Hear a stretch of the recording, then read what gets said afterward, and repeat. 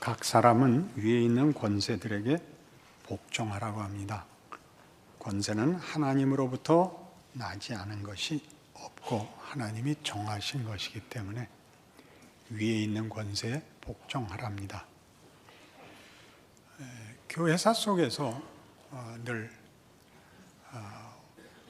등장했던 승자가 진리다, 승리는 하나님이 주시는 거다 라는 그런 이해의 근거처럼 사용되었죠. 그러나 이 말은 악에게 지지 말고 선으로 악을 이기라를 이어나오고 있습니다. 선을 행한다는 게 무엇이냐 해서 그게 무엇이냐는 우리 다 알고 있습니다. 새 생명이고 진리고 하나님의 뜻이고 그렇습니다. 그걸 어떻게 행할 것이냐, 구체적으로 어떻게 할 것이냐 해서 이제 이 권세가 등장합니다. 승자가 정의가 아니고 권력이 정의가 아니라면 그러면 권력이나 통치나 힘 같은 것은 무엇을 위하여 있는 것일까요? 우리 쉽게 통치자가 국민을 위해서 있어야 된다. 누구나 알고 있는 일입니다만 그런 경우는 인류 역사에 별로 없습니다. 그럼 엎으면 잘 되냐? 엎고 나면 또 똑같아지곤 했던 게 인류 역사의 반복입니다. 이 문제는 성경은 선을 행하는 구체적인 방식으로 등장하고 있다는 것을 유념해야 됩니다. 예수님의 등장을, 예수님의 성육신을 사도 바울은 갈라디아서 4장 4절에서 이렇게 뜻밖의 관점을 가지고 서술합니다. 때가 참에 그리스도께서 여자에게서 율법 아래 태어나셨다고 말입니다. 때가 참에란 무엇일까요? 전후가 있다는 것이죠. 전후. 그걸 뭐라 그러죠? 문맥이라고 합니다. 그가 웃었다. 그러면 알아먹을 수가 없습니다. 웃는 그림을 그려라. 그러면 눈이 밑으로 둥그렇고 입이 위로 둥그란 그림을 그리는 것이 웃는 것입니다. 문맥을 보면 웃는다는 여러 가지로 쓰입니다. 웃는다, 기뻤다. 맨 먼저 떠오르는 텍스트겠죠. 웃었다, 분노했다. 이게 다른 표현이기도 합니다. 그렇지 않습니까? 제가 웃는 건 뭐 같습니까? 문맥이 있어야죠. 예수님의 성육신은 약속됐고 오시기까지 구약 역사가 있습니다.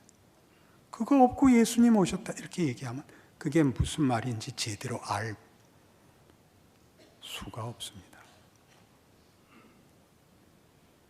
그 시간이라는 전후가 있듯이 그 문맥을 형성하듯이 공간적 틀을 만듭니다.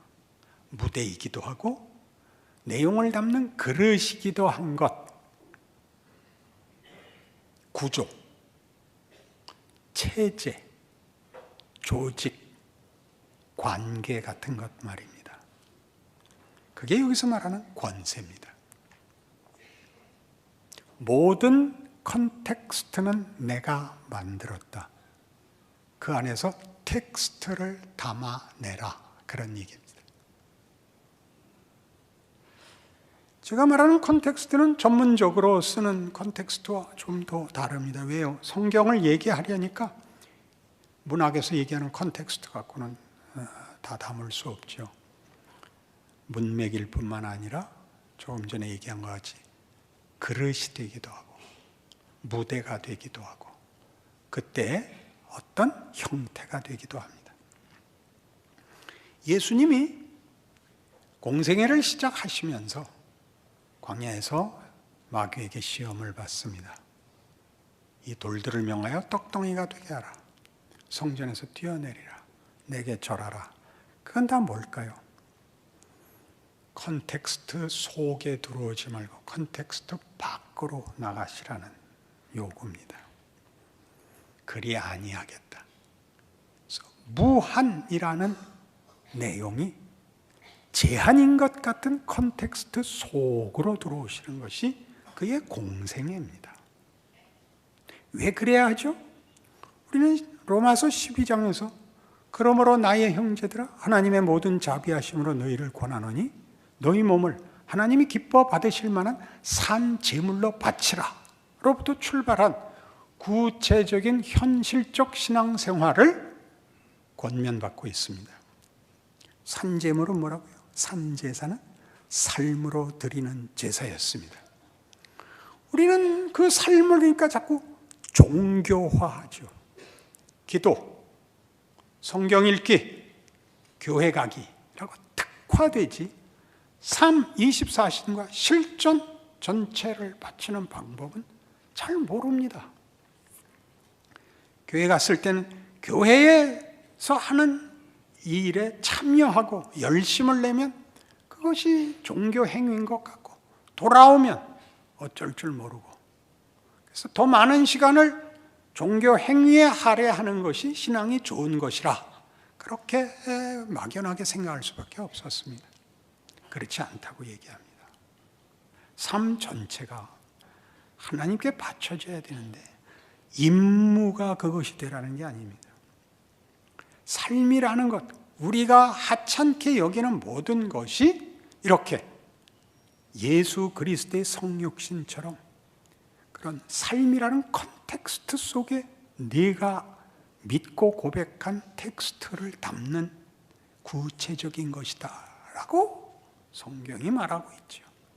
뭘 구별하라 그래요? 세상을 본받지 말고 하나님의 기뻐하시는 뜻이 무엇인지 분별하라 그래요. 컨텍스트를 바꾸는 것이 텍스트를 빛내는 것이 아니라 그것이 그릇이고 내용을 담아야 됩니다. 우리가 내용입니다. 우리의 예수 그리스도로 말미암는 새 생명, 이제 알게 된 진리, 우리의 자유들이죠. 3절은 이것이었습니다. 한계 속에 있다는 걸 알아라. 네가 작가가 아니라는 걸 알아라. 너는 말하자면 역할이다. 네가 다 알 수 없고 그러나 분명한 네 길을 걸어라. 네 자리를, 네 삶을 살아라. 그것은 하나에 불과한 제한이 아니라 분명한 존재이니라. 이렇게 됐죠. 그냥 어느 속에 산다고요? 우리가 태어나서 맞이하는, 우리가 선택하지 않은 사회, 시대, 관계, 지위 속에 우리가 들어있음을 발견하게 됩니다. 그 컨텍스트를 유지하는 게 뭐죠? 정치, 경제, 사회, 문화 그것들입니다. 그것이 권력이고 정의고 진리고가 아니고 하나님이 우리를 담아내기 위하여 당신의 뜻을 나타내시는 하나님의 지혜로 허락하시는 컨텍스트라는 말이죠. 그 컨텍스트가 마음에 안 드는 때가 많습니다. 그 마음에 안 드는 그 역사, 과거는 다 뭐냐? 이런 것들이죠. 문학을 하려면 그걸 글로 표현해야 되는데 글로 표현하려면 일단 단어를 알아야 됩니다. 올바른 단어를 써야 됩니다. 그렇죠? 그리고 단어는 개념과 상상 속에서 나타나는 것이 아니라 현실에서 만들어집니다. 문화라는 단어가 그런데요. 50년 전만 해도 문화라는 단어를 아는 사람이 드물었습니다. 그땐 다 문명이라 그랬습니다. 1960년대만 해도 우리가 많이 뒤진 나라였고 구미 선진국들의 그 성취와 부요함에 대한 부러움과 경탄을 가지고 뒤쫓던 시기입니다. 그때 보니까 서구는 이미 과학 문명의 한계, 물질의 부작용들을 보기 시작했습니다. 그래서 그때쯤 문명이라는 이름을 버리고 문화라는 이름이 등장하고 히피같이 서구화의 앞장을 섰던 근대에 대한 과학 문명에 대한 반발을 보이기 시작했습니다. 영성운동이라는 게 일어나고 그걸 현실적인 사건과 묶은 건 반전이었습니다. 반전. 그때가 월남전 때니까 월남전 반대였죠. 그래서 그 후로는 서구가 물질 문명과 과학 기술의 발전을 자랑하는 것으로 나라들을, 민족들을 폄하하지 않겠다는 생각에서 그다음부터 문화라는 이름을 만들고, 문화 속에서는 어느 나라가 어느 나라보다 낫다고 얘기할 수 없다라는 겸손한 자리에 이르게 됩니다. 한 내용을 담기 위해서 이런 단어가 필요하듯이 문명 갖고는 설명이 되지 않는 인류와 현실에 대하여 문화라는 단어를 만들어야 되는 필요. 그래서 이 단어가 만들어지듯이 단어를 이해하고 단어를 이어 문장을 만들 수 있어야 됩니다. 문장을 만들어야 드디어 사상이 담깁니다. 사상은 그냥 사랑, 진심 이렇게는 담아지지가 않습니다. 컨텍스트가 없이 텍스트만을 얘기하면, 옛날에 서영춘 씨라는 분, 유명한 분이 아주 유명한 말을 남겼는데, 인천 앞바다가 사이다래도 곱부가 없으면 못 마십니다. 그때 이미 컨텍스트와 텍스트를 구별했었던 것 같습니다. 잘 생각해 보십시오. 벤허라는 영화를 보시면 벤허가 주인공 아닙니까? 유다 훌의 자손 유다의 이야기인데 그가 주인공이고 그의 생애입니다. 그러나 텍스트는 예수입니다. 이제 다 아시겠죠? 그러나 그 컨텍스트가 없으면 예수가 담기질 않습니다. 예수님이 나와서 예수님이 얼마나 정말 굉장한 분인가를 아무리 그려도 그걸로는 이미 믿은 사람들만 확인하지, 안 믿는 사람들은 그거 보고는 절대 회개하지 않습니다. 공유할 컨텍스트가 없기 때문입니다. 여러분이 해야 됩니다. 저게 내 친구고 저게 순학질인데 저게 예수를 믿다니, 그 컨텍스트를 가지지 않는 한 그 텍스트가 담겨지지가 않습니다. 왜 성질은 부리고 그러세요? 글쎄 말이에요. 같은 컨텍스트를 공유하고 있는 겁니다. 어떤 컨텍스트? 조급증. 이것도 모른단 말이야. 이게 컨텍스트.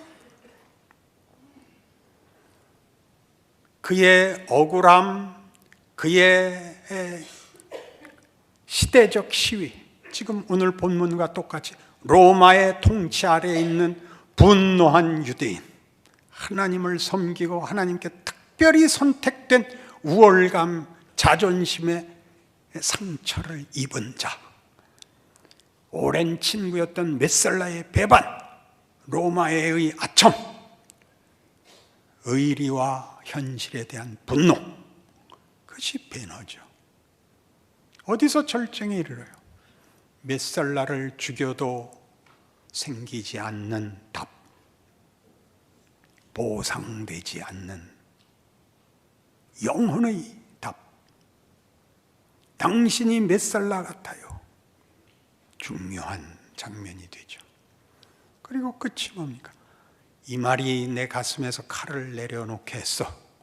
아버지여 저들을 사하소서. 저들이 자기가 하는 일을 알지 못하나이다. 이게 바로 컨텍스트와 텍스트예요. 이 사극을 보세요. 요즘 유명한 정도전. 사극은 이런 거예요. 결과를 아는 얘기를 하는 거예요. 이성계가 성공할 거냐 실패할 거냐 조마조마하세요? 그런 사람은 없어요. 무슨 소리예요? 사극은 뭘 보라는 거예요? 그때 어떤 유혹이 있었나? 어떤 위기가 있었나? 어떻게 결정했나를 보자는 거예요. 눈 부릅뜨고 고함 지르는 게 사극이 아니고, 대표적으로 이런 거예요. 영화 쉽게 해서 찰턴 헤스턴이 모세로 나와요. 바로의 왕자로 갑니다. 그러니까 40세가 되기까지 그냥 그게 자기 길인 줄 알고 잘 살고 있고, 그래서 유능해요. 배다른 형제인 율브린너가 있어요. 그럼 무능해요. 야심만 있고 욕심은 있지만 무능해요. 그 아버지가 왕이 시키는 일에 모세는 뭐든지 다 성공을 하고 율브린너는 실패를 해요. 아버지가 모세를 편애하죠. 배달은 또 공주가 하나 있어요. 안 박스터라는 영화 배우예요. 모른다고요? 그러면 안 돼요. 둘이 사랑을 해요. 이제 자신의 정체성을 깨닫고 자기는 자기 민족에게 가겠다고 합니다. 거기에 나오는 유혹이에요. 안 박스터가 묻죠. 당신이 바로가 돼요. 당신 민족에게 자유를 주면 되잖아. 그런 걸 해야죠. 굉장한 거 아니에요?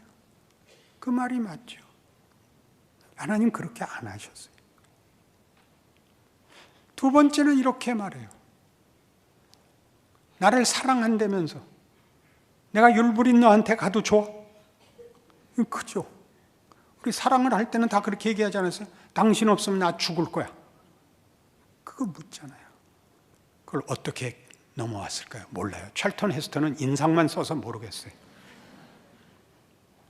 그게 컨텍스트예요. 그걸 겪으셔야 돼요. 그게 없으면 구체화할 수가 없어요. 담을 수가 없어요. 우리는 계속 이 싸움만 하고 있어요. 잘 생각해 보세요. 한국 근현대사를 보세요. 이승만 정권은 뭐였죠? 이거 알게 됐어요. 이승만 정권에서 가장 급했던 현실은 해방이 되자 아무도 나라의 주인이 없는 거예요. 이시조선이 망하고 해방이 됐는데 도대체 누가 책임을 질 거예요? 이승만 대통령이 지게 됐어요. 어떻게 지게 됐는지까지 몰라요. 역사에서 알고 있잖아요. 뭐가 급했을까요? 국방이죠. 국방. 다시는 외국에게 나라를 뺏기지 않아야 되죠. 국방. 그러면 치안을 해야 될 거 아니에요. 치안. 그리고 공부를 시켜야 될 거 아니에요. 후진국이니까. 교육. 그걸 하려면 누구한테 맡길 거예요? 다 친일파한테 맡겼죠. 잘했냐고요? 아니요. 잘 못했죠. 그러나 써야지 어떡할 거예요? 박정희는 뭘 했을까요? 돈이 든다는 걸 알았어요. 국력이 있고 경제력이 있어야 된다는 걸. 무시무시하게 밀어붙였죠. 부작용이 있었죠. 억울하죠. 배웠죠. 국력을 가질 때는 민도도 높이고 모두의 마음을 항복시키는 시간도 가져야 된다를 배웠죠. 그리고 문민정부가 됐어요. 뭘 배우셨어요? 사심이 없고 공정하게 하면 다가 아니라 그럼 무능해진다는 걸 배웠어요. 그럼 어떻게 해야 되느냐? 오래 해야 돼요. 지도자나 백성이 시간을 가져야 돼요. 빨리 답을 내라고요? 그런 건 없어요. 우리 경부선 제일 빨리 만들고 보수공사 때문에 원가의 10배를 꼬나박아요. 그죠? 빨라야 되는 때 있고 튼튼히 늦게 가야 되는 때 있다. 배웠어요. 유능하다는 건 뭐예요? 유능하다는 건 행운과 불운을 넘어 지금 무엇을 해야 하는지를 아는 분별이에요. 지금은 무엇을 하느냐? 무엇을 할 수 있느냐? 어떻게 해야 되느냐를 아는 것, 그게 유능한 거예요. 옳은 말 하면 다 가네요. 정도전에서도 그러더라고요. 시도 때도 없이 옳은 말만 하면 죽는다 임마. 그걸 유익하게 써야죠. 유익하게. 뒤집을 수 없는 과거를, 지금 우리의 현실을 감수해야죠. 극복해야죠. 당연히. 뒤집으면 그만인 게 아니라 한 면이 익어야 뒤집을 거 아니에요. 빈대떡도 그렇게 뒤집는데 뒤집기만 3번 해봐야 다 찢어지지. 성경이 하는 얘기예요. 너희는 위에 있는 권세들에게 복종하라. 그게 무슨 얘기예요? 너에게 준 컨텍스트 속에서 이 일을 하라. 그게 무슨 변화가 있을지 몰라요.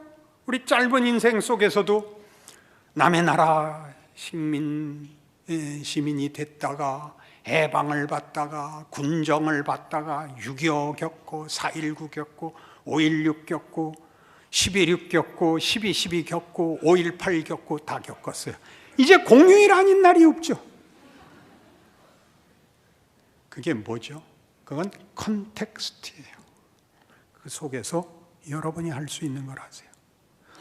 더 분명히 얘기해 달라고요? 마태복음 24장이에요. 마태복음 24장 32절. 무화과 나무의 비유를 배우라. 그 가지가 연하여지고 잎사귀를 내면 여름이 가까운 줄을 아나니 이와 같이 너희도 이 모든 일을 보거든 인자가 가까이 곧 문 앞에 이른 줄 알라. 내가 진실로 너희에게 말하노니 이 세대가 지나기 전에 이 일이 다 일어나리라. 천지는 없어질지언정 내 말은 없어지지 아니하리라. 그러나 그날과 그때는 아무도 모르나니 하늘의 천사들도 아들도 모르고 오직 아버지만 아시느니라. 노아의 때와 같이 인자의 임함도 그러하리라. 홍수전에 노아가 방주에 들어가던 날까지 사람들이 먹고 마시고 장가들고 시집가고 있으면서 홍수가 나서 그들을 다 멸하기까지 깨닫지 못하였으니 인자의 임함도 이와 같으리라. 그때 두 사람이 밭에 있으면 한 사람은 데려가고 한 사람은 버려둠을 당할 것이요 두 여자가 맷돌질을 하고 있으면 한 사람은 데려가고 한 사람은 버려둠을 당할 것이니라. 그러므로 깨어있으라. 어느 날에 너희 주가 임할는지 너희가 알지 못함이니라. 중요한 성경입니다. 이런 의미에서 데려가는 그날까지 주께서 오시는 것을 완성하거나 주께서 오시는 것을 예비하는 컨텍스트는 없습니다. 시집가고 장가가고 밭 갈고 맷돌질하는 컨텍스트 속에 하나님이 일하시고 때가 되면 그 컨텍스트를 끝내실 겁니다. 이해하시겠습니까? 역사가 종말을 만들거나 종말로 치닫고 있는 것이 아니라 역사는 반복되는 것 같고 나아지는 것 없고 생각이 없듯이 지나갑니다. 그래서 하나님은 일하고 계십니다. 그 일들을 잘하면 더 나은 세상이 되고 더 좋은 인간이 되고 그렇게 인류와 역사가 그러지는 않습니다. 왜 그렇게 장담하냐고요? 아무리 예수를 잘 믿어도 여러분 자식은 여전히 죄인으로 태어납니다. 좀 나은 애가 태어나지 않습니다. 그리고 그도 그 스스로 자기 인생 속에서 예수를 만나야 됩니다.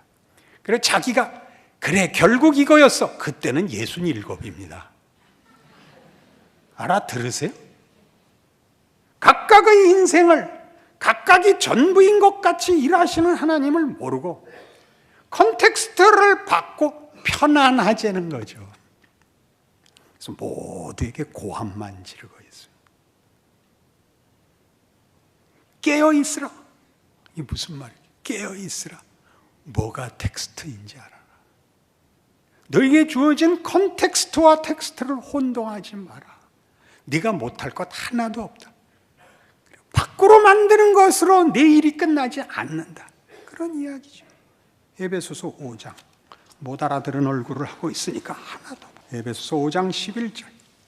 너희는 열매 없는 어둠의 일에 참여하지 말고 도리어 책망하라.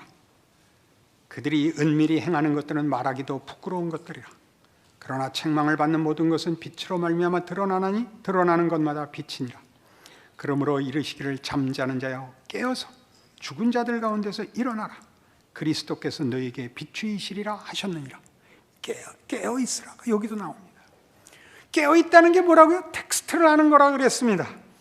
그 텍스트를 어디에 담는다고요? 컨텍스트에 담습니다. 컨텍스트를 무시하지 마시고 컨텍스트를 텍스트와 혼동하지도 마십시오. 그래서 그런즉 너희가 어떻게 행할지를 자세히 주의하여 지혜 없는 자 같이 하지 말고 오직 지혜 있는 자 같이 하여 세월을 아끼라. 세월은 넘어가면 끝이잖아요. 지나가는 그릇에 뭘 담듯이 세월은 채워보내야 되는 것이란다. 때가 악하니라. 그러므로 어리석은 자가 되지 말고 오직 주의 뜻이 무엇인가 이해하라. 술 취하지 말라. 이는 방탕한 것이 오직 성령으로 충만함을 받으라. 술 취하는 게 뭔데요? 시간을 흘려보내는 것이죠. 술 취하면 필름이 끊기잖아요. 여러분의 삶을 모든 순간 여러분 보고 꼭 언제나 정답을, 언제나 전능하라 그러지 않아요. 여러분 보고 전지전능하라는 거 아니에요. 완벽무쌍하라는 거 아니에요. 모든 경우를 여러분의 실력으로 부딪혀 살아내세요. 그리고 거기서 은혜를 받으세요. 인간이 뭔지, 하나님이 어떻게 일하시는지, 우리가 누군지 하나님의 능력과 기적을 확인하세요. 그게 신앙생활이에요. 우리에게 주어진 어떤 조건도 억울하거나 우리를 실패케 하거나 절망으로 끝날 수 있는 것은 없대요. 로마서 8장에서 이미 다 한 거예요. 그렇죠? 기도하십시다. 하나님 아버지, 우리가 무서워한 건 사실 믿음 없음이었습니다. 우리의 조건은 최선의 하나님의 지혜고 하나님의 의지고 하나님의 일하심입니다. 내가 당하는 모든 조건 속에서 원망과 게으름과 어리석음을 걷어버리고 내 삶을 살게 하옵소서. 우리에게 준 조건 속에서 걱정하며 염려하며 탄식하며 기도하며 하나님의 사람으로 살아 우리가 산 오늘을 하나님 앞에 바치는 위대한 하나님의 증인들이 되게 하시옵소서. 예수님 이름으로 기도합니다.